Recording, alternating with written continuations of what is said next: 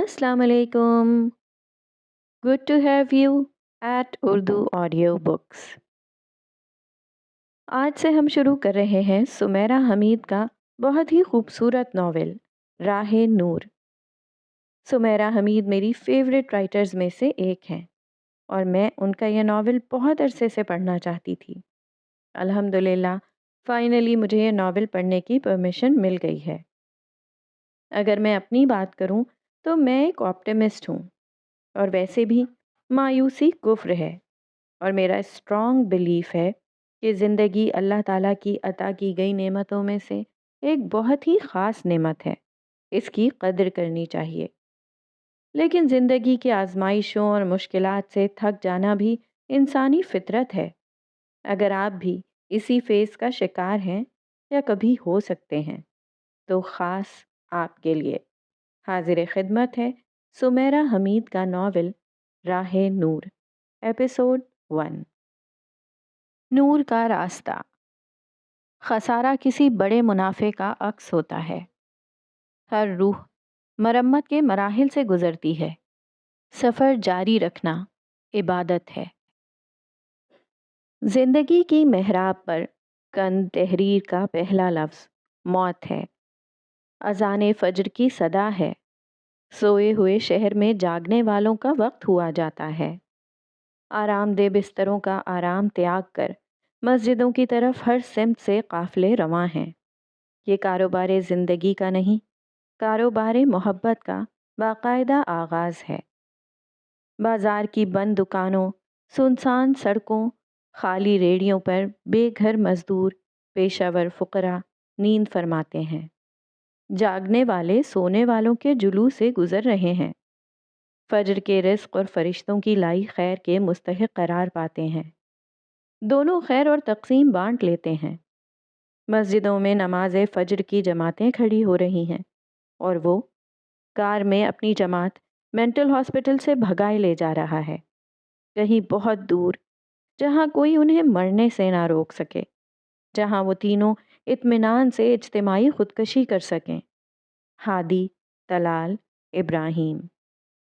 रात का हशर छट चुका। सुबह की क़यामत जलवा अफरोज़ हुई। बंद बाजार की खुली सड़क से सफ़ेद कार इतनी तेज़ी से गुजरी कि कुछ कुत्ते चौकन्ना होकर भौंकने लगे। सोने वालों में कोई साईं बड़बड़ाया, जा तेरी खैर होवे। खैर को शर के लिए छोड़ चुके सफ़ेद कार वाले कितनी जल्दी में हैं और आखिरी सफ़ों में शामिल होने वाले नमाजी भी। फज्र की नमाज उन बेनमाजियों की क़ज़ा हो चुकी है जो ज़िंदगी के फ़र्ज़ को मौत की क़ज़ा से बदलने जा रहे हों। उन्हें नमाज, रोज़े, ज़कात, बंदगी से क्या लेना देना। उन्हें कल भी मरना था और आज भी। ज़िंदगी से रात भी बेजारी थी और आज इस नए दिन भी। ज़िंदगी की मुखालिफत में वो मौत के हक़ में बागी हो चुके थे और यूं ज़िंदगी की दवा छोड़कर मौत के जहर का इंतज़ाम करने चले थे। ऐसे ये सफ़र बाजमात ज़िंदगी से इज्तिमाई मौत की तरफ हुआ। मायूसी ऐसा अंधेरा है जिसके उस पार कोई चराग जलता हुआ दिखाई नहीं देता। गम ऐसी आग है जो ज़िंदगी के नखलिस्तान को जहन्नुम में बदल देती है। इब्राहिम ये ड्राइविंग कर रहा है। वो तीनों में कद में लंबा है, 5 फुट 10 इंच, मजबूत कसरती जिस्म का मालिक है। उसकी सफ़ेद वेस्ट और खुले बटनों की चेक शर्ट उसके मसल्स की साख्त छुपाने में नाकाम है। चमकदार स्याह तरशे बाल, बेदाग जूते, बेनिशान गुमान, कोई एक भी चीज़ गवाही नहीं देती कि वो मरने जा सकता है। अगर ये कफन है तो वो बड़ा आला ज़ौक़ है। अगर ये मौत का इस्तक़बाल है तो वो बड़ा बेखौफ है। उसने क्लोन भी स्प्रे किया है। उसकी आंखों में गहरी उदासी का गुमान है और उसी चेहरे पर रोशनी ये यकीन देती है कि उसके अंदर कहीं कोई मशल रोशन है, वही जो तूफ़ानों की ज़द पर रहती है। ज़िंदगी पर ईमान मेरी ईमान के साथ गया। इस तूफ़ान की दास्तान कुछ ऐसे शुरू होती है। उस तूफ़ानी इब्राहिम की कार मीनारे पाकिस्तान को जन पीछे छोड़ती चली जाती है। चाय नाश्तों की दुकानों के शटर उठने लगे हैं। درخت کی چھاؤں میں جمے حجام کے اڈے کے مرے مگ کے شیشے میں کار کا عکس ابھر کر معدوم ہوا۔ مر مگ کر بھی وہ اپنے کام سے زندہ تھا۔ کھنڈر گھر کی نقشین بالکنی کی بڑھیا ہاتھ لہراتی گھماتی نادیدہ ہستیوں سے لڑنے میں مصروف تھی۔ کھنڈر گھر اس کے وجود سے زندہ تھا۔ لڑتے بھڑتے تیش سے منہ نیچے لٹکا کر تھوکا جو کار کی چھت پر گرا۔ سب سب کی کل کل ان کے سر پڑی۔ سفید کار دھول ہوئی، رفتار تیز ہوئی۔ پانی کے موٹے پائپ سے سڑک پر چھڑکاؤ کی برسات سے عین غین شین پار ہوئی۔ زندگی کے اہتمام کی چارہ جوئیاں ہر سو جاگیں۔ ان کی چارہ جوئی ملک الموت سے ملاقات ٹھہری۔ زندگی کے ارادے کا پورا ہو جانا گستاخی ہوتا۔ اس گستاخی کی سر قلمی جائز قرار پائی۔ ابراہیم نے ریڈیو آن کیا تو فرنٹ سیٹ پر بیٹھے طلال نے ہاتھ بڑھا کر بند کر دیا۔ اس نے ریڈیو آن کرنا ہی کیوں چاہا؟ وہ سوچتا، طلال وہ تینوں میں سب سے زیادہ ہینڈسم اور چارمنگ ہے، اور خوبصورت مرد کہنا ٹھیک ہوگا۔ ایسا مرد جس کے لیے بڑی خوشی سے جوگ لے لیا جائے، کچے گھڑوں پر ٹھانٹے مارتے سمندر پار کر لیے جائیں، اس کے لیے ہر طوفان سے گزر جانے والیاں ہر قبیلے میں ملا کریں۔ وہ رانجھا جس کے لیے ونجلی ہیر بجائے۔ ٹھیک یہی طلال فرنٹ سیٹ پر کمر کو سیدھا رکھ کر بیٹھا ہے، جیسے کسی اہم بزنس میٹنگ کے لیے جا رہا ہو۔ اس کے چہرے کی سختی اور آنکھوں کی نمی کا تال میل نہیں بیٹھتا۔ وہ پتھر ہو جانا چاہتا ہے اور آنکھ میں سمندر رکھتا ہے۔ کیوں؟ کس لیے؟ پھر مجھ پر محبت کی حقیقت کھل گئی۔ داستان اس نمکین سمندر کی یہ رہی۔ پیچھے سیٹ پر سر گرا کر ٹانگیں پھیلا کر ہادی پڑا ہے۔ اسے سورج، چاند، ستاروں، آسمان، دن، روشنی، انسانوں سمیت دنیا کی ہر شے اور ہر نظارے سے شدید نفرت ہے۔ اسی لیے اس نے آنکھوں کو بازوؤں سے چھپا رکھا ہے۔ جو آخری چیز وہ دیکھنا چاہتا ہے وہ نئے دن کی روشنی ہے۔ جس پہلی چیز سے وہ دور بھاگتا ہے وہ اندھیرا ہے۔ اس کا ہر خیال تباہی ہے۔ رات سونا سب مٹ جانا۔ وہ ہر شے کا خاتمہ قیامت کی رونمائی سے دیکھتا ہے۔ وہ نہیں چاہتا کہ 4 مر جائیں 1 بچ جائے۔ وہ چاہتا ہے 5 مر جائیں، پیچھے رونے والا کوئی نہ بچے۔ جب سب مر گئے تو تم زندہ رہ کر کیا کرو گے؟ سوال اس داستان کا یہ بھی ہے۔ ہمیں کتنا وقت لگے گا وہاں پہنچنے میں؟ ہادی نے جھنجھلا کر پوچھا۔ اس کا لہجہ بوباس تھا۔ وقت تو لگے گا۔ ابراہیم نے گردن موڑ کر اس کی طرف دیکھا۔ اس کا نشہ ٹوٹ رہا ہے، دل میں سوچا۔ جہنم جا رہے ہو جو وقت لگے گا؟ تم جنت کے لیے نکلے تھے؟ بیک ویو مرر میں دیکھ کر اطمینان سے پوچھا۔ ابراہیم کی تیاری جنت اور ہادی کی جہنم باسی تھی۔ جنت کی روشنی جہنم کے اندھیرے پر غالب آئی۔ شہر ہلچل سے، لوگ باغ کام سے لگے۔ دور ہر طرف کھیت لہلہا رہے تھے۔ سورج بھی اپنے کام سے ہوا۔ دھرتی روشن ہونے لگی۔ کچی سڑک پر دھول اڑتی تھی۔ کار اس دھول سے زن نکلی اور گدھا گھاڑی ہانکتے لڑکے کے پہلو میں دوڑنے لگی۔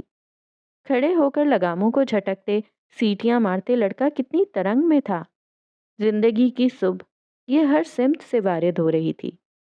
لڑکے کی ترنگ پیچھے رہ گئی، ان کی کار آگے نکل گئی۔ نیلی پیلی دریوں میں بچے اسکولوں کی طرف جا رہے تھے، پیدل اور سائیکلوں پر لدے پھندے، ٹلیاں کھڑکاتے اپنی ہستیاں اور سائیکلیں لہراتے۔ ایک سائیکل پر آڑے ترچھے پھنس کر کئی بیٹھے۔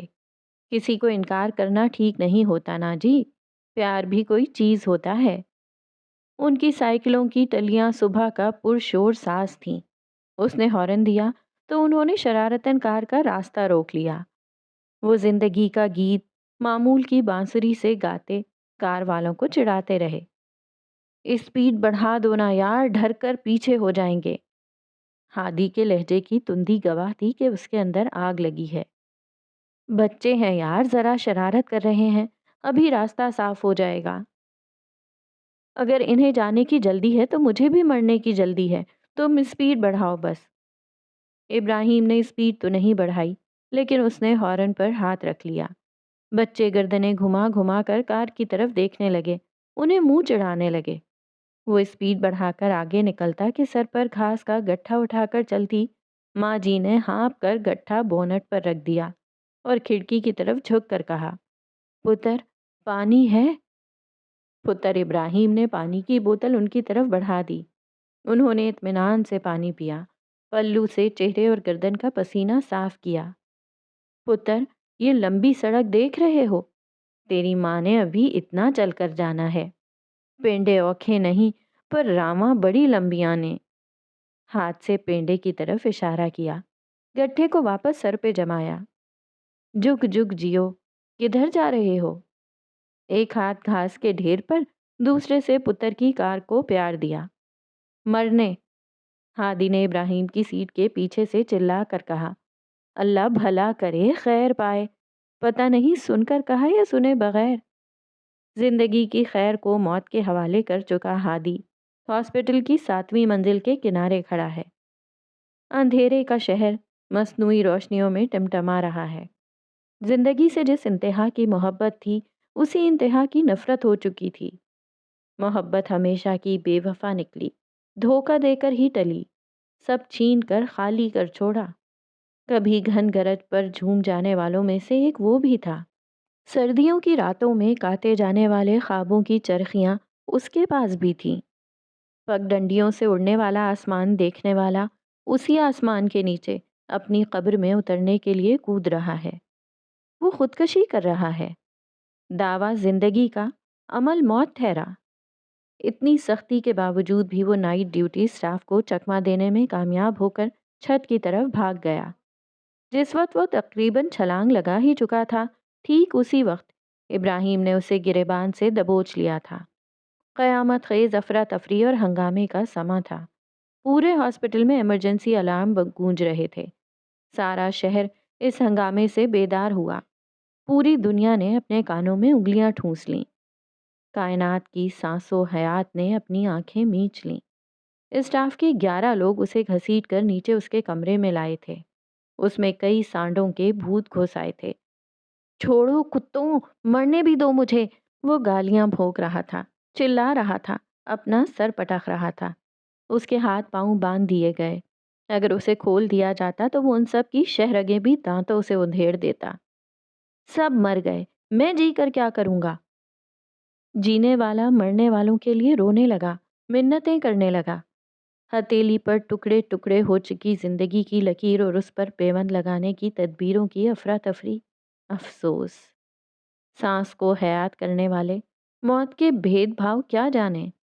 زندگی پر احسان کرنے والے احسان فراموشوں کا حال کیا جانے؟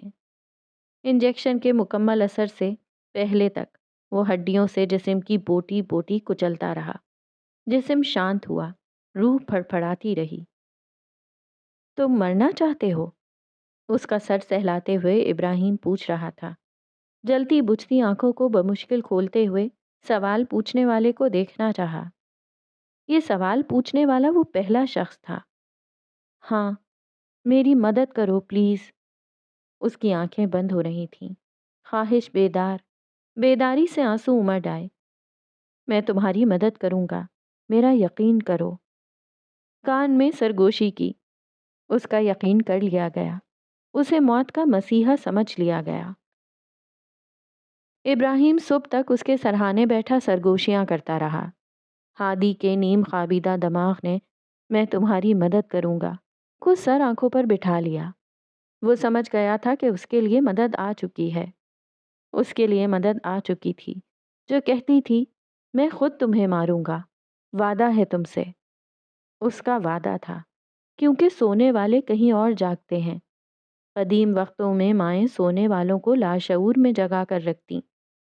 وہ دبے پاؤں خوابیدہ شعور سے بیدار شعور تک جا پہنچتیں، قصے سناتی اور بصیرت عام کرتی کہ تاجر کے والد نے اس سے وعدہ لیا کہ مال کا نقصان کروا لینا، لیکن ایمان کا نہیں، کہ مال بے نشان رہتا ہے لیکن حرام کا نشان دل پر بنتا ہے، ایمان سے بھرے دل پر۔ ایمان سے بھرا دل زندگی سے بے ایمان ہوا، زندگی کے ناتمام وعدے کی خوش فہمی عام ہوئی۔ زندگی سے بھاگنے والے نے موت کے عہد میں پناہ لی۔ اس کے پھڑپھڑاتے پپوٹے شانت ہونے لگے۔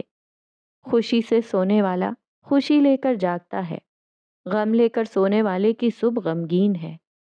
اس کا ارادہ غمناک رہا۔ ابراہیم اپنی لوری گاتا رہا کہ وہ بھلی لوگ لوریوں میں حکمت پھونکتیں، جادو کرتیں، کچی لوح پہ پختہ خاکہ بناتیں، بچے کے جسم کو آرام پہنچا کر سرہانے ماں گیت گاتیں کہ زمان و مکان سے آزاد روح کی پرواز میں خلل واقع نہ ہو، اس کا رابطہ منقطع نہ ہو۔ اس کی پرواز میں خلل تھا، رابطہ منقطع تھا کہ قبل مسیح مٹی کے برتن پر ایک لوری لکھی گئی: چپ ہو جا کہ مکان یعنی جہانوں کا خدا ناراض ہوتا ہے، اور پھر اس کا نتیجہ خطرناک ہوتا ہے۔ ہادی چپ ہوا، ایسے کہ جیسے اس کے ہاتھ پر بیعت کر چکا کہ جو بچہ نہیں سوئے گا اسے لکڑ بھگڑ کھا جائے گا۔ کینیا کے قبائل کی لوری۔ اور وہ نہیں سویا، ابدی نیند سے سرتابی پر کمر بستہ رہا۔ مکر تو نہیں جاؤ گے؟ لجاجت سے بے ایمان مسیحا سے ایمان کا وعدہ لینا چاہا۔ نہیں، اس کا انداز سپاٹ تھا۔ تمہارے پاس زہر ہے؟ ہاں، مجھے دے دو، میرے پاس بہت پیسے ہیں۔ اس کے پاس پیسے نہیں تھے۔ مجھے پیسے نہیں، تھوڑا ایڈونچر چاہیے، کیا کہتے ہو؟ ہادی نے ساری زندگی ایڈونچر کھیلا تھا، پر اب اس سوال پر اس کے اندر کا دیہاتی بوکھلا گیا۔ کیا کہتے ہو؟ موت تک لے جانا میرا کام ہے، لیکن مرضی میری چلے گی۔ کیا کہتے ہو؟ کیا کہتے ہو؟ کیا کہتے ہو؟ وہ کیا کہے اب؟ اسے بڑی مایوسی ہوئی۔ زندگی کے لیے بھی تردد اور موت کے لیے بھی۔ کیسا ظلم ہے، کیسی ہاہاکار ہے۔ جینے دیا نہیں، مرنے دیتے نہیں۔ ڈیل ہے، سوچ لو، اس جان سے جان نکلوا دوں گا۔ ہادی بے یقینی سے ابراہیم کو دیکھ رہا تھا۔ اس سے پہلے وہ ہر ڈاکٹر، نرس، سویپر تک کی منت سماجت کر چکا تھا۔ انہیں پیسوں کا لالچ دے چکا تھا کہ وہ اسے زہر لا دیں، ورنہ ایک پسٹل یا پھر اس کا گلا گھونٹ دیں۔ وہ کسی کا کچھ نہیں لے رہا تھا، وہ تو اپنی چیز، اپنی زندگی لے رہا ہے۔ تمہارے باپ کی جاگیر ہے جو میری زندگی پر قبضہ کر رکھا ہے۔ میرا سب گیا، تمہارا کیا گیا؟ مجھے زندگی کی غلامی پر اکسانے والے تم ہوتے کون ہو؟ اجتماعی خودکشی کے بارے میں کیا خیال ہے؟ موت پر اکسانے والا اسی دن شام کو پوچھ رہا تھا۔ اجتماعی خودکشی؟ اس کی طرح باقی دنیا بھی مر جانا چاہتی ہے۔ واہ، کیا اچھا خیال ہے۔ ہاں، میں، تم اور 303 کا تلال۔ وہ کیسے؟ ہاسپٹل سے باہر، کہیں دور۔ دور کیوں؟ وہ ایک ذہین اسٹوڈنٹ رہا تھا، ہینگ گلائیڈنگ کا شاہین، ماں کا شیر، باپ کا ببر شیر۔ اسے موت کو پا لینے کی جلدی تو تھی، لیکن لمبی میعاد اور فاصلوں سے نفرت تھی۔ یہ کیسا جلاد مسیحا تھا جو ایڈونچر کے ساتھ 50 شرطیں لگا رہا تھا۔ شرطوں کے سہارے تو زندہ رہا جاتا ہے، مرتا کون ہے؟ وہاں ہمیں کوئی روک نہیں سکے گا، کوئی بچانے والا بھی نہیں ہوگا، ہمیں کفن دفن کی بھی ضرورت نہیں رہے گی، مارنے والا بتا رہا تھا۔ موت کے لیے اتنا تردد کرنے کی کیا ضرورت ہے بھلا؟ جائز سوال، ناجائز فرمائش۔ تھوڑا بہت تردد تو بہرحال کرنا ہی پڑے گا۔ ابراہیم نے سکون سے کہ ڈیل چاہیے یا نہیں؟ تم کیا کرو گے؟ تم ڈر رہے ہو؟ وہ خاموش رہا۔ کیا کہتا کہ وقت آن ہی پہنچا ہے تو 4 باتیں طے کر لینے میں کیا جاتا ہے۔ میں ٹرین کی پٹری پر لیٹ کر مرنا نہیں چاہتا، مجھے ڈوب کر مرنے سے خوف آتا ہے۔ میں کنپٹی پر پسٹل رکھ کر یا زہر کھا کر مرنا چاہتا ہوں، زہر بھی فوری اثر کرنے والا ہو، ورنہ تم میرا گلا گھونٹ دو۔ مجھے اپنے مردہ جسم کی کوئی پرواہ نہیں ہے، وہ کوڑے کے ڈھیر پر پڑا ہو یا پھر گندے نالے میں۔ میں زندہ لوگوں سے کوئی لین دین نہیں چاہتا۔ وہ کافی کچھ چاہتا تھا، اور چھٹکارا بھی۔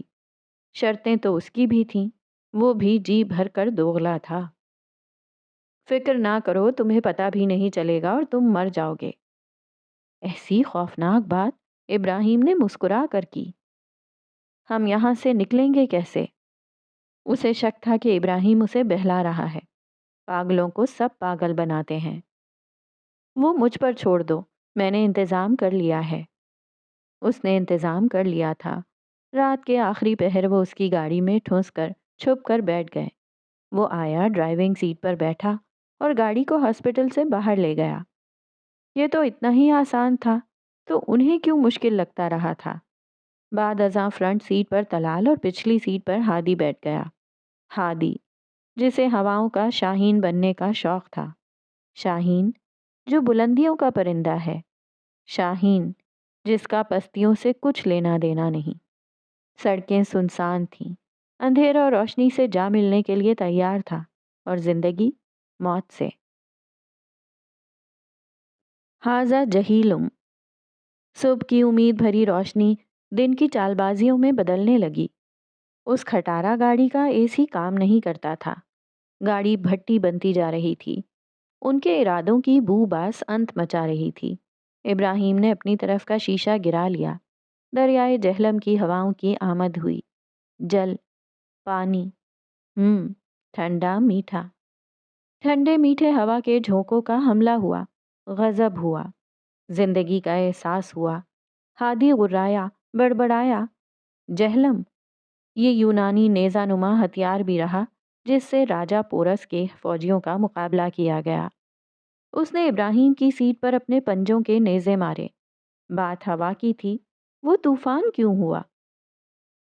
بائی دا وے، وہ پتلی کچی پکی سڑک پر اتر آئے۔ کبھی قریب سے کوئی ٹرک، گھوڑا گاڑی، موٹر سائیکل گزر جاتی، ورنہ سڑک سنسان رہتی۔ قریب و جوار اکا دکا دکھائی دینے والے گھر کچی بستیوں کے مکین لگتے۔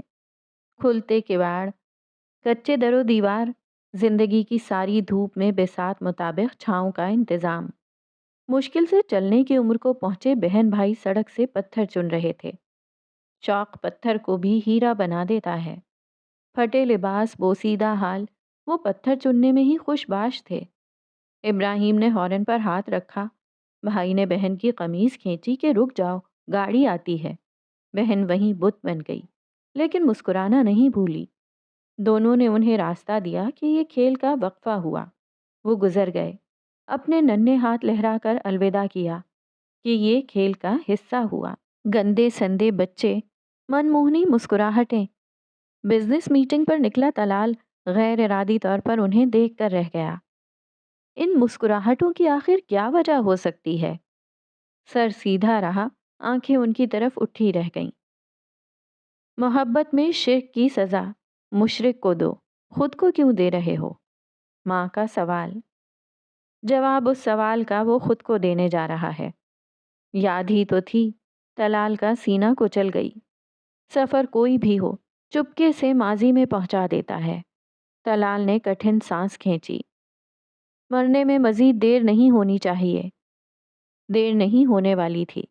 ابراہیم کا روڈ کھٹولا کوہستانی پہاڑی سلسلوں کا ہم سفر بنا دوڑا چلا جا رہا تھا۔ پہاڑیاں، ٹیلے، اونچائی اترائی، جھاڑیاں اور دھول مٹی، وہ سب حریفوں کو پیچھے چھوڑتے چلے جا رہے تھے۔ پیچھے نہیں، سامنے سے مال بردار اونٹوں کا قافلہ ساری سڑک گھیر کر رینگتا دکھائی دیا۔ ٹائر چرچرائے، ہارن دیا، کوئی اونٹ بتکا نہ چونک کر گاڑی کی طرف دیکھا۔ یہ اونٹ چونکتا کیوں نہیں؟ اس نے ہارن پر مستقل ہاتھ رکھ دیا۔ قافلے کے امیر نے کسی اونٹ کے پیچھے سے جھانک کر ان کی طرف دیکھا، ہاتھ میں پکڑی شاخ لہرائی کہ حوصلہ حوصلہ، لیکن حوصلہ ہوتا تو یہ سفر نصیب ہوتا۔ ابراہیم بھونپو پیٹتا رہا، کھڑکی سے ہاتھ نکال کر اسے پرے دفع ہونے کو کہا۔ امیر حیران پریشان دفع دیکھتا رہ گیا۔ اونٹوں کا ایسا شاندار قافلہ، اس جیسا سادہ لو امیر کارواں اور کار والے کی بے مروت پھٹکار، افسوس افسوس۔ چڑھاسو چڑھاسو، سب سانس لہرا لہرا کر اونٹوں پر گاڑی چڑھا دینے کا اشارہ کیا۔ اسے برا لگا کہ تم میں اتنا صبر نہیں کہ جانور کو کچھ مہلت ہی دے دو۔ اشارہ دینے والے کو جوابی اشارہ ملا تو وہ بھنا گیا۔ گاڑی کی رفتار بڑھائی، ہارن کو شدت سے پیٹا، پر کوئی ایک بھی اونٹ اپنی جگہ سے نہیں کھسکا۔ وہ اپنی رفتار سے ٹہلتے رہے، بلکہ اور رینگنے لگے۔ زمانے کی تیز رفتاری میں یہ ان کے قیام کا لمحہ تھا، جابروں کے عہد میں صبر کا۔ پچھلی کھڑکی کا لیور گھوما تو اس نے رخ موڑ کر پیچھے دیکھا۔ ہادی کا سر کھڑکی سے اور القابات منہ سے ایک ساتھ نکلے کہ اس نے اس ذات کی گالی دی کہ لڑکا ہکا بکا اس کی شکل دیکھتا رہ گیا۔ اونٹوں تک کے اطمینان میں فرق آیا۔ وہ اضطرابی کیفیت میں آئے۔ جانور تک بد کلامی پسند نہیں کرتے۔ گوتم بدھ جبلی طور پر انسان بھی حیوان ہی ہے، اس کے وصف اسے انسان بناتے ہیں۔ حیوان ہادی اسے نوچ کھانے کے لیے کھڑکی سے ہی لپک چھپک مصروف تھا۔ انسان امیر چپ کھڑا رہا۔ کارواں کے امیر کی ہستی کا عاجزانہ غرور خاک ہوا۔ سب سے ناراض ہونے والا اچھی قسمت کو ناراض کر دیتا ہے۔ اس نے شکایتی نظر سے کار والوں کو دیکھا۔ ٹوٹے دل کے ساتھ شاخ سے اپنے قافلے کو سائیڈ پر کرنے لگا۔ وہ انسانوں کو سمجھا نہیں سکا، اپنے جانوروں پر ہی مان کیا۔ لنگ سو لنگ سو، ان کی طرف دیکھے بغیر کہا کہ گزر جاؤ۔ شہر کے بدتمیز لڑکوں، بد تہذیبوں، بے مروتوں، بے حسوں، نہ جانور کا لحاظ کرتے ہو نہ انسان کا۔ بے مروتوں، بے حسوں کی گاڑی آگے نکل گئی۔ سڑک سانپ بن گئی، بل کھانے لگی۔ تمہارے باپ نے تمہیں اسپیڈ بڑھانے سے روک رکھا ہے؟ وہ غسیلا، بدتمیز اور بے ادب سادہ لو امیر کی طبیعت صاف کر چکی زبان اب ابراہیم پر اپنا ہنٹر چلا رہی تھی۔ اس نے اپنی دوا نہیں کھائی تھی، اسی لیے پاگل پن اور جھنجلاہٹ کا دور دورہ تھا۔ ابراہیم نے اسپیڈ بڑھا کر ایک دم بریک پر دباؤ ڈال دیا۔ وہ سیٹ سے لڑکھڑایا، سر سیٹ سے ٹکرایا، زبان دانتوں کے شکنجے میں آئی، نمکین خون جبڑوں سے رسنے لگا۔ ابراہیم نے گردن گھما کر اسے دیکھا۔ وہ سنبھلنے کی ناتواں تگودو میں تھا، اتنی ہمت ہی نہیں تھی کہ خود کو سمیٹ لیتا۔ کار پھر اسٹارٹ ہوئی۔ وہ تھوڑا سنبھلا ہی تھا کہ اس نے اسپیڈ بڑھا کر کار گھما دی اور پھر بریک لگا دی۔ یہاں وہاں ٹکراتے اس کے سر کا برا حال ہوا۔ طلال نے ایک لمحاتی نظر ابراہیم پر ڈالی۔ تمہیں کچھ کہنا ہے؟ سپاٹ انداز سے پوچھا۔ طلال نے منہ پھیر لیا۔ زخمی اپنے زخموں سے لاپرواہ، لامکان لا وجود رہا۔ میں تھک چکا ہوں۔ ڈرائیور نے اپنا سر سیٹ کی پشت پر پھینک دیا۔ تم تھک چکے ہو تو ہمیں کیوں تھکا رہے ہو؟ کیا چاہتے ہو؟ اتنی دور کیوں لائے ہو؟ چلاتے ہوئے منہ سے خون کے بھپکے اڑے۔ تم نے وعدہ کیا تھا کہ چپ رہو گے، کوئی سوال نہیں کرو گے، جو میں کہوں گا وہ کرو گے۔ ابراہیم نے اچٹتی نگاہ سے اسے دیکھا اور سیٹ کے نیچے ٹانگیں پھیلا لیں۔ بھاڑ میں جاؤ تم اور تمہارا پلان۔ کار سے اتر کر دروازے کو دھاڑ بند کر کے گرتے پڑتے ہانپتے کانپتے وہ کار کی مخالف سمت میں چلنے لگا۔ اسے آس پاس کسی ایسی چیز کی تلاش تھی جو اس کا کام تمام کرنے میں اس کی مددگار بن سکتی۔ ٹرین کی پٹری، جبکہ وہ اس سے خائف تھا۔ وزنی پتھر، ورنہ پہاڑ کی بلندی۔ اب مجبوری تھی، کچھ چارہ تو کرنا تھا۔ بھاگتا ہوا کسی ٹرک کے سامنے کھڑا ہو جانا۔ ابراہیم آرام سے باہر نکلا اور کار کے ساتھ ٹیک لگا کر کھڑا ہو گیا، جیسے جہلم کا نظارہ کرنے کے لیے پل دو پل رکا ہو۔ ترچھی نظر سے جھیل کے کچھوے کو دیکھا۔ جب کچھوا مر کھپ کر اپنی حد تک پہنچ کر ہانپنے لگا تو وہ چلتا ہوا اس کے سر پر پہنچ گیا۔ پیچھے سے اس کا بازو پکڑ کر اپنی طرف کھینچ کر سیدھا کیا اور پوری قوت سے ایک گھونسا اس کے جبڑے پر مارا۔ مردوں کی طرح مرنے جا رہے ہو؟ پہلے مرد کی طرح زبان کا پاس رکھنا سیکھو، سمجھے؟ ایک گھونسے کے بعد وہ رکا نہیں، اسی گال پر دو اور گھونسے مارے۔ خون سے اس کا منہ بھر گیا۔ تکلیف سے بے حال ہو کر وہ زمین پر لوٹ پوٹ ہونے لگا۔ پچھلے 11 مہینوں سے وہ تکلیف میں تھا۔ 6 مہینے سے ذہنی امراض کے ہاسپٹل میں تھا۔ کیسی کیسی دوا، پر زندہ تھا۔ اس کے جسم میں بچا ہی کیا تھا جو وہ 3 گھونسے سہ لیتا۔ ابراہیم کا ہاتھ روک لیتا، ورنہ جوابی حملہ ہی کر دیتا۔ فرنٹ سیٹ پر بیٹھا طلال اپنے ناخن چباتا رہا۔ اس نے گردن گھما کر یہ تک دیکھنے کی زحمت نہیں کی تھی کہ کون کس سے کون سا حساب کھڑا کر رہا ہے۔ اس کی توجہ اپنی ذات کی غارت گری پر مرکوز رہی۔ اس کی ہستی کا طوفان دل سے شروع ہوا تھا۔ اب یہ طوفان اس کی شہرک پہ تاک لگا کر بیٹھ چکا تھا۔ زندگی کے دانت اتنے نوکیلے ہو چکے تھے کہ انہیں موت کا پھل چکھنے کی بڑی جلدی تھی۔ بڑی جلدی وہ ذہین و فتین بزنس مین سے ذہنی بیمار بن گیا۔ یہ بیمار 3 مہینے پہلے ہاسپٹل آیا تھا۔ یہاں اس نے صرف ایک بار خودکشی کی کوشش کی تھی، جو اتنی حیران کن تھی کہ سارا اسٹاف ساکت رہ گیا تھا۔ اس کے کمرے میں ایسی کوئی چیز نہیں تھی جس سے وہ اپنے لیے خطرہ بن سکتا۔ اس نے اپنی ٹانگوں کی قینچی بنا کر اس میں گردن کو ایسے پھنسا لیا کہ اگر اسٹاف 30 سیکنڈ دیر سے پہنچتا تو اس کی گردن کا منکا ٹوٹ چکا ہوتا۔ وہ کامیاب بزنس مین تھا، لین کے چڑھاؤ میں دین کا بھاؤ جانتا تھا۔ زندگی کا کانٹریکٹ جس کسی بھی شرائط پر ہوا تھا، کینسل وہ اپنی شرائط پر کر رہا تھا۔ زندگی کا معاہدہ؟ زندگی کی محراب سے گر کر ٹوٹا ہادی زمین پر لاش کی طرح پڑا ہانپ رہا ہے۔ اس کے سر پر کھڑا ابراہیم اسے افسوس سے دیکھ رہا ہے۔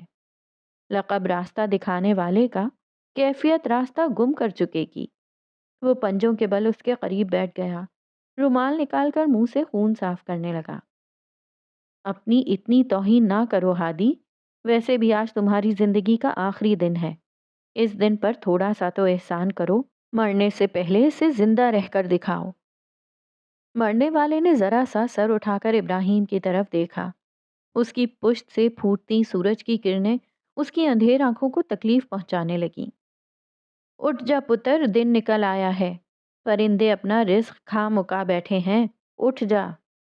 سورج کی کرنیں نیم کے درخت سے چھن کر ماں کی گلابی چننی کو چومتی اس کی آنکھوں کو بڑی بھلی لگ رہی تھیں۔ 2 ہفتے کے لیے آیا ہوں ماں جی، سکون سے سونے تو دیں، اور بھلا یہ سورج اتنی جلدی کیوں نکل آتا ہے؟ سورج اپنے وقت پر نکلتا ہے، تو اپنا وقت سو کر برباد نہ کر، اٹھ جا، ماں کے پاس بیٹھ کر 4 باتیں کر لے۔ ماں پتر دیاں 4 گلاں، ایک ماں میری او پیاری، اس ماں نال میری یاری، میرا دل تے میری حیاتی، اس ماں تو جند واری۔ زمین پر ہتھیلیاں ٹکا کر بڑی اوکھی کڑیاں کاٹ کر وہ کھڑا ہوا۔ نقاہت سے چلتا ہوا کار کی چھت پر دونوں ہاتھ ٹکا کر ہانپنے لگا۔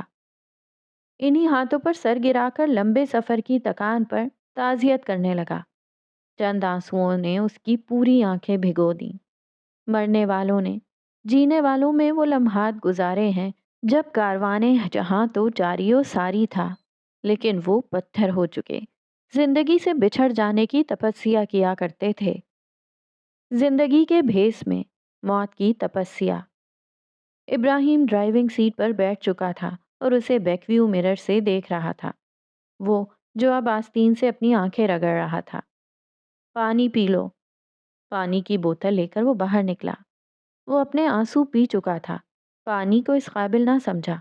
جھٹکے سے دروازہ کھولتے، دھاڑ بند کرتے، سیٹ پر بکھر کر گرتے، ہادی نے آنکھوں کو بازوؤں میں چھپا لیا۔ ماں پتر دیاں 4 گلاں۔ 40 منٹ بعد وہ کھیوڑا کان کے باہر کھڑے تھے۔ ابراہیم ٹکٹ لینے گیا تھا۔ طلال کو ہادی اور ہادی کو طلال سے کوئی سروکار نہیں تھا۔ منزل ایک، راستہ ایک، لیکن تعلق جدا جدا۔ طلال کٹے پھٹے پہاڑ کی دیوار کے ساتھ کمر لگا کر کھڑا تھا، اور ہادی وہ زندگی کا چور، موت کا دیندار، نمکین زمین پر ڈھیر تھا، منہ سے رس چکا خون ہونٹوں کے کناروں پر جمع تھا۔ اگر وہ اپنے سامنے رومال بچھا لیتا تو اس پر خیرات گرنے لگتی، آنکھیں موند لیتا تو دعاؤں کے لیے التجائیں برستی، انہی آنکھوں کی وحشت چکا چوند کر دیتا تو دیوانوں کو پتھروں کی مار پڑتی۔ وہ فقیر، وہ درویش، وہ دیوانہ ایک ہی روپ پر روپ بدل رہا تھا۔ تم ہمیں یہاں سیر کروانے لائے ہو؟ وہ ٹکٹ لایا تو ہادی اسے خونخوار نظروں سے گھورنے لگا۔ طلال بھی ابراہیم کو سوالیہ دیکھ رہا تھا۔ مرنے کے لیے اس سے بہتر جگہ پورے پاکستان میں کہیں نہیں ملے گی۔ ساری دنیا فتح کر چکا مقدونیہ کا شہزادہ سکندر اعظم راجہ پورس کی راجدھانی فتح کرنے دریائے جہلم کے کنارے پہنچا۔ ہاتھی والوں اور گھوڑوں والوں میں گھمسان کی ہوئی شجاع پورس نے جم کر مقابلہ کیا۔ گھر کی دیواریں 4 اینٹ ہی کیوں نہ ہوں، ایک ایک اینٹ کے لیے جان لڑا دینی چاہیے۔ پورس نے بھی یہی کیا۔ جان لڑا دی۔ اپنی جانوں سے بیمار سکندر کی فوج کے گھوڑوں نے جلال پور کے قریب پتھر چاٹنے شروع کر دیے۔ کہنے والے کہتے ہیں کہ یہ منظر دیکھ کر کھیوا نامی سپاہی نے اپنے کمانڈر کو اطلاع دی۔ اسی نسبت سے علاقے کا نام کھیوا مشہور ہو گیا، جو بگڑ کر کھیوڑا بن گیا۔ گائیڈ اسکول کے بچوں کو کان کے دہانے کے پاس کھڑا کر کے لیکچر دے رہا تھا۔ ایک دم سے وہاں بچوں کا رش اتنا بڑھ گیا کہ ان تینوں کو ایک طرف ہو کر انہیں راستہ دینا پڑا تھا۔ ہمارے یہاں چیزیں بگڑتی بہت ہیں۔ عمر سے پہلے قد نکال لینے والے نے دل کا بوجھ ہلکا کیا۔ جیسے تو لمبو کہلانے لگا۔ دل کا بوجھ مزید بڑھا دیا۔ ایک روایت یہ بھی ہے کہ یہ کھیوا یعنی نمک کا گڑھ تھا، جو بگڑ کر کھیوڑا کے نام سے مشہور ہو گیا۔ لو، دوسرا نام بھی بگڑ کر ہی مشہور ہوا۔ ایک اور نے تبصرہ کیا۔ تو ڈاکٹر صاحب، مطلب یہ کہ نمک سکندر کے گھوڑوں نے دریافت کیا تھا۔ بڑے سیانے گھوڑے تھے۔ تمسخرانہ انداز۔ جی جناب سقراط صاحب، کچھ ایسا ہی ہوا تھا۔ گائیڈ کیوں پیچھے رہتا؟ اس خطے میں پہلی بار گھوڑے لانے والا انہی کے ذریعے نمک کے نشان بھی دے گیا۔ لفظ گھوڑے کو چبا کر گھوڑے جیسے لڑکوں کو گھورا، جو اس کی ہر بات اچک کر ہنہنانے لگتے تھے۔ تجھے گھوڑا کہا ہے ڈاکٹر صاحب نے؟ لمبے قد والے کو کوہنی سے ٹھونکا۔ کھوتا تو نہیں کہا نا؟ اس نے تڑح کر حساب برابر کیا۔ یہ دنیا کی دوسری بڑی کان ہے۔ اس کی لمبائی تقریباً 260 کلومیٹر اور چوڑائی 16 کلومیٹر ہے۔ یہاں سے نکلنے والا نمک اتنا خالص اور صاف ہے کہ اس کے استعمال کے لیے کسی صفائی کی ضرورت نہیں ہوتی۔ اس میں کل 17 منزلیں ہیں، 10 زمین کے نیچے اور 7 زمین کے اوپر ہیں۔ بچوں نے بڑی حیرت سے اس چھوٹی سی محراب کو دیکھا کہ واقعی اندر یہ سب کچھ ہے، نمک کی سرنگیں اور سکندر کی فتح سے بچ چکا جہاں۔ دکھائی دینے والا پہاڑی سلسلہ اندر سچ مچ میں پوری کائنات رکھتا ہے۔ اوپر جانے کے لیے سیڑھیاں بھی ہوں گی، 10ویں منزل پر جا سکتے ہیں نا ہم؟ ایک لڑکی نے پوچھا۔ لفٹ اور آسمانی جھولا بھی ہے، گائیڈ نے جل کر کہا۔ اچھا، تو ہمیں اس کی ٹکٹ باہر سے لینی ہوگی یا اندر سے مل جائے گی، یا وہ مفت ہے؟ ویسے یہاں کچھ مفت ہے تو نہیں، اتنی مہنگی ٹکٹ لگائی ہوئی ہے۔ اپنے ہی ملک میں اتنی مہنگی ٹکٹیں لو اور پھر دیکھو ذرا۔ ایک ٹیچر بھڑکی۔ ہم سے اتنے لیتے ہیں تو گوروں سے کتنے لیتے ہوں گے؟ ٹیچر نے ایک گورے سیاح کی طرف اشارہ کیا۔ پہلے انہوں نے ہمیں لوٹا، اب ہم انہیں لوٹ رہے ہیں۔ سوشل اسٹڈیز کی ٹیچر ہنسی۔ سیاحوں کو صرف 2.5 کلومیٹر رقبے کی سیر کروائی جاتی ہے۔ گائیڈ نے ٹیچر کو کوئی وضاحت نہیں دی اور لیکچر پھر سے شروع کر دیا۔ ایک نہیں، کئی اسکول ٹرپ پر آئے ہوئے تھے۔ اسکولوں کے بچے باغی فوجوں کی طرح کان کے گیٹ پر حملہ آور ہوئے تھے۔ ان تینوں کو کئی دھکے لگے۔ وہ مرنے نہ آئے ہوتے تو کوئی نہ کوئی فساد ضرور برپا کر دیتے۔ اسکول کی استانیاں بڑے بڑے شولڈر بیگ سنبھالتیں، اپنی اپنی کلاس کے بچے گننے اور سنبھالنے میں مصروف تھیں۔ کئی بچوں کے گال سرخ کیے جا چکے کہ گم نہ ہو جانا۔ سکندر اعظم کان کے اندر گیا تھا؟ گمشدگی سے بچ چکے ایک بچے نے چلا کر پوچھا۔ دوسرے بچوں نے ایسے بے تکے سوال پر قہقہا لگایا۔ سکندر یہاں سیر سپاٹے کرنے نہیں آیا تھا، یہ خطہ فتح کرنے آیا تھا۔ جنگجو تھا وہ۔ گائیڈ چڑ گیا۔ سیدھی طرح سے کہہ دیتے نہیں گیا تھا۔ جنگجو وہ ہوتا ہے جو حق کے لیے لڑتا ہے، وہ نہیں جو دوسروں کی ہتھیانے نکل پڑتا ہے۔ قریب سے گزرتے پروفیسر ٹائپ نے طنز کیا۔ اچھا فاتح تھا، نظام دینے کے دنوں میں جنگوں کی تاریخیں دے گیا۔ اس کی بڑبڑاہٹ اس کے ساتھ دور ہوتی گئی۔ پھر ہم اندر جا کر کیا کریں گے جب سکندر ہی کان کے اندر نہیں گیا تو؟ بچے کو ساری دلچسپی صرف سکندر سے تھی۔ تم سکندر کی جان چھوڑو تو میں آگے کی کہانی سناؤں؟ گائیڈ نے لفظ چباتے ہوئے پوچھا۔ ہاں بھائی، جلدی جلدی بتا دیں، یہ بچے تو ایسے ہی جان کھائیں گے۔ جوس سے سوٹا لگاتی ٹیچر نے لاپرواہی سے کہا۔ اس تاریخی کان نے بڑے بڑے ادوار دیکھے ہیں۔ پوری کان کو دونوں ہاتھوں کے اشارے سے میں کھینچا۔ ادوار؟ یہ کون تھا؟ یہ بچے بھی نا، بھائی صاحب آسان سی اردو میں بات کریں، یہ انگلش میڈیم بچے ہیں۔ میڈمیں دیکھ کر تو نہیں لگتا یہ انگلش میڈیم بچے ہیں، وہ بڑبڑایا۔ او بھائی، اس کان نے بڑے زمانے دیکھے ہیں۔ نمک کے ان ذخائر کا ذکر قدیم یونانیوں کی کتاب میں بھی موجود ہے۔ یہاں سے نمک نکالنے کے لیے بچے، بوڑھے، عورتیں، جوان لمبے لمبے پینڈے چل کر آیا کرتے تھے۔ زندگی مشکل تھی لیکن ان کی ہمت جواں تھی۔ گورے آقاؤں نے سوچا کہ انہیں یہیں آباد کر دینا چاہیے۔ اس سے پہلے یہ لوگ ارد گرد کے قریبی علاقوں اور مقامی پہاڑوں پر رہتے تھے۔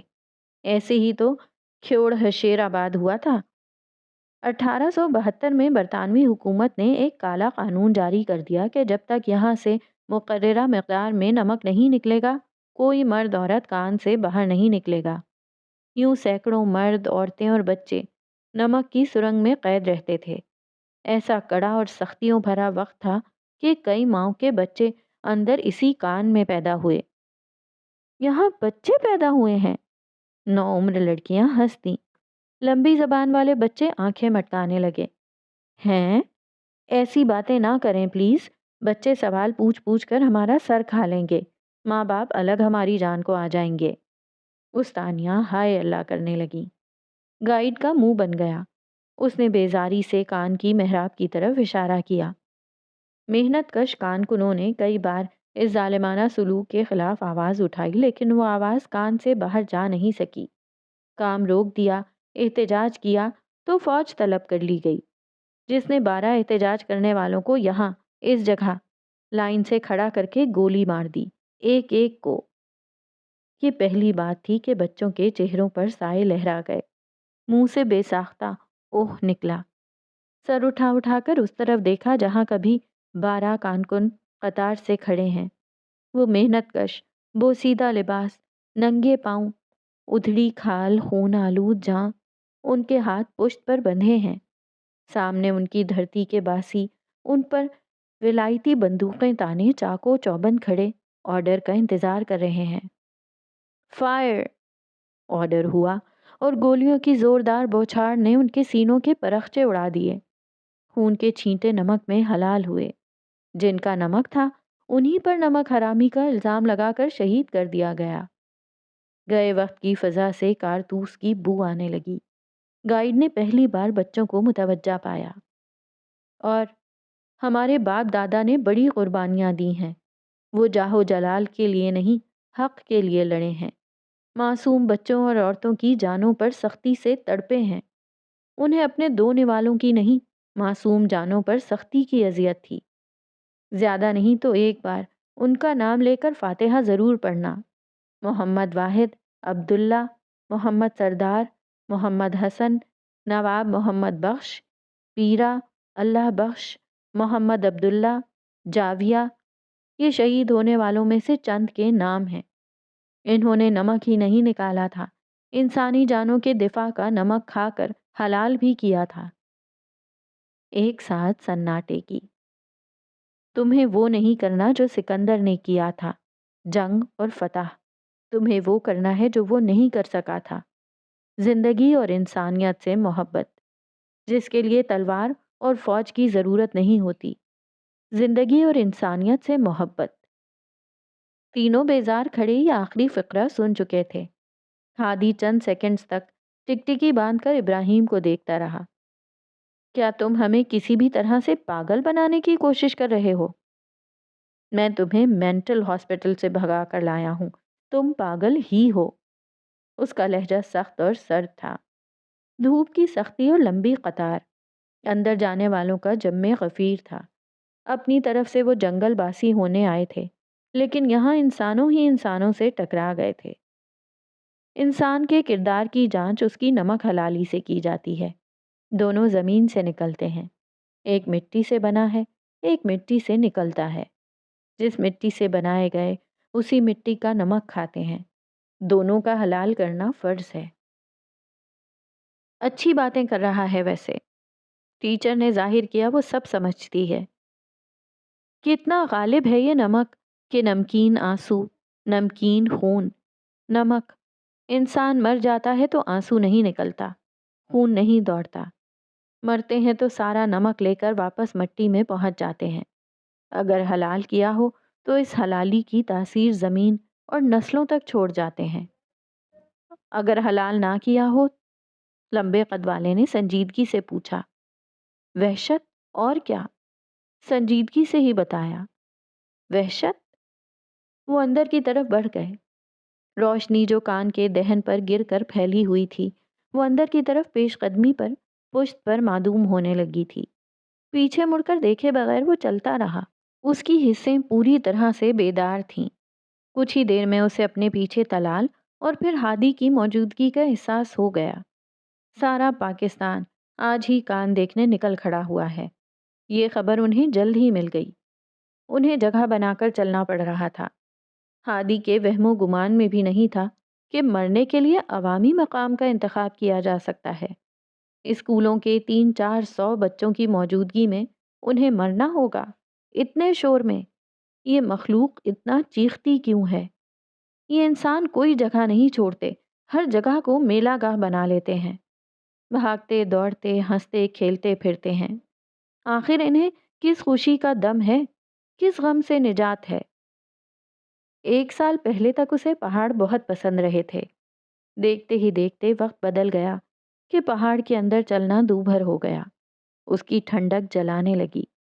दिल की हस्ती बदले तो पसंद नापसंद बदलती है। रूह की बदले तो सारा जहान ही बदल जाता है। हम नमक को पेट में डालते हैं, आज नमक के पेट में जा रहे हैं। किसी ने कहा, कह कहे और तुम हमें कहाँ ले जा रहे हो? हम यहाँ कैसे मर सकते हैं? हादी ने पीछे से उसके कॉलर को पकड़कर झंझोड़ा।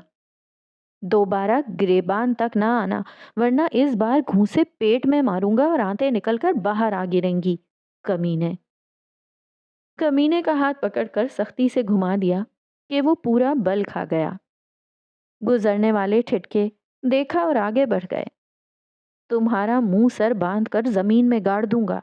न मरोगे न जियोगे, सिसकते रहना सारी उम्र। चुपचाप मेरे साथ चलते रहो। मैं ना होता तो तुम्हारा बाप भी तुम्हें वहां से नहीं निकाल सकता था। कुत्ते की तरह बिस्तर के पट्टे से बंधे रहते। वो गिरेबान तक गया था, वो बाप तक चला गया। बात मौत की चली थी, वरना दोनों ही बातों पर घमसान का रन पड़ता। पटरी पर चलती ट्रेन की गड़ गड़ ने इब्राहिम की गालियां दबा दी। ट्रेन देखते ही बच्चों ने बाहू मचा दी। उसकी तबीयत ठिकाने लगाकर इब्राहिम आगे बढ़ गया। कान का नमक पानी बना, टिप टिप उनके सरों पर टपक रहा था। तंग सी राहदारी ऊपर नीचे से गीली हो रही थी। वहां ठंडक थी, अंधेरा था और टिप टिप पानी था। मर्दो जन की आवाज़ें, बच्चों की जिदें, माओ के गुसीले और टीचर्स के हुक्मिया लहजे थे। नमक की उस कान में कितना कुछ था। जिंदगी पहाड़ की खो में भी चहल पहल रही थी। ये जिंदगी कितनी ताकतवर है, कहीं भी अपना जहां बसा लेती है। इसकी तनाबें इतनी जोर आवर हैं, पहाड़ों तक पे कमंदे डाल देती हैं। मुझे प्यास लगी है। हादी थक कर जमीन पर ढेर हो गया। उसकी एड़ियों में कील गड़े थे। चलना दूभर था। ये तो मौत का पहाड़ खोदने के बराबर था। मरने जा रहे हो और जिंदगी की बूंद बूंद के लिए तड़प रहे हो। कैसे दोगले इंसान हो। ये चोट दोगले इंसान के दिल पर लगी। पानी की बोतल कार में रह गई है, इब्राहिम ने बेजारी से बताया।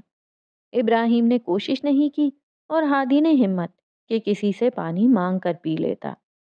प्यासे को प्यासा रखकर उसे कितना सुकून मिला। वो फरिश्ता अजल जैसा था, मोहलत के हक में नहीं था। गारे सूर पीछे छोड़कर तीनों बहरुल काहिल के करीब से गुजरे। हादी छिटक कर रुका। कूद जाओ, शाबाश, बहुत गहरा तालाब है, लेकिन डूबोगे नहीं। इब्राहिम ने तमस्कुर उड़ाया। हादी ने उसे सख्त नजरों से घूरा।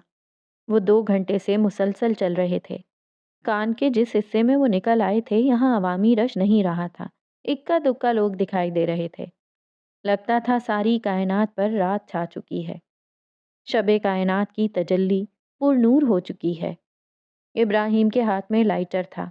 अब वो उसकी रोशनी में चल रहे थे। इंतज़ामिया की तरफ से रोशनी का इंतज़ाम जहाँ तक था, वो हिस्सा वो बहुत पीछे छोड़ आए थे। آگے خطرہ ہے، اس طرف جانا منع ہے۔ کھوپڑی کے کراس سائن کے نیچے ہدایت لکھی تھی۔ کھوپڑی اور تنبیہ دونوں کو نظر انداز کر کے ابراہیم نے لوہے کے دروازے پر لگے تار کے کنڈے کو ہاتھ میں لے کر تولا، جیب سے کٹر نکالا اور کنڈا کاٹ ڈالا۔ دروازہ کھلا تو اس کی آواز گونجی، او بھائی، کہاں جا رہے ہو؟ جو چند بھوت وہاں گھوم رہے تھے ان میں سے کسی نے حیرت سے پوچھا۔ مرنے۔ کٹر اپنے پیچھے اچھالا اور جھک کر اندر چلا آیا۔ سکندر کے گھوڑے نے اپنی اگلی دونوں ٹانگیں اٹھا دیں۔ اس سرزمین پر مرنے سے پہلے اپنی حیات کا پرزور جلوہ پیش کیا۔ اس نے سکندر کو اعظم بنانے تک کا اپنا وعدہ پورا کیا۔ اس کی آخری فتح گاہ پر اپنی زندگی کا لشکر تمام کیا۔ غیر ارادی طور پر اندر جانے سے پہلے دونوں نے پیچھے مڑ کر دیکھا۔ بہت دور انہیں روشنی کی بچی کچی آخری کرنیں نظر آئیں۔ بچوں اور عورتوں کی آوازوں کی بھن بھناہٹ سنائی دی۔ کان سے باہر آسمانی جھولے کی گڑ گڑ، 30 روپے کی آئس کریم کون والے کی صدا، 10 روپے کے پاپ کارن والے کی پکار۔ لنگ سو راہواں لمبیاں نی، زندگی کے کتنے ہی عکس ان کی ہستی کے آئینے میں اپنا آپ دکھا کر غائب ہوتے چلے گئے۔ وہ مرنے کے لیے اہتمام نہیں کرنا چاہتے تھے، لیکن الوداع کا اہتمام ان سے ہو گیا۔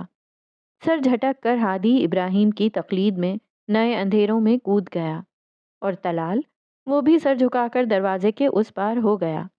لیکن ایک طاقتور گمان کے تحت رکنا پڑا، گردن گھما کر دیکھنا پڑا۔ بہن بھائی کی کنکر چنتی جوڑی اس پار کھڑی تھی۔ بہن کی مسکراہٹ غائب تھی، بھائی کی جھولی میں نمکین پتھر تھے۔ دونوں اسے دیکھتے رہے، وہ دونوں کو دیکھتا رہا۔ پھر بہن مسکرا دی اور ننھا سا ہاتھ اٹھا کر لہرانے لگی، الوداع۔ دور نیلے آسمان پر روشن سورج کا الوداعی سانس اور رات کے آسمان کے ستاروں کا سناٹا۔ کان کے اندھیرے میں سورج روشن تھا نہ ستارے، وہاں بس اندھیرا تھا۔ کان کی ٹھنڈک میں زمین کی گرمی تھی نہ موت کی نرمی، وہاں بس بے رخی تھی۔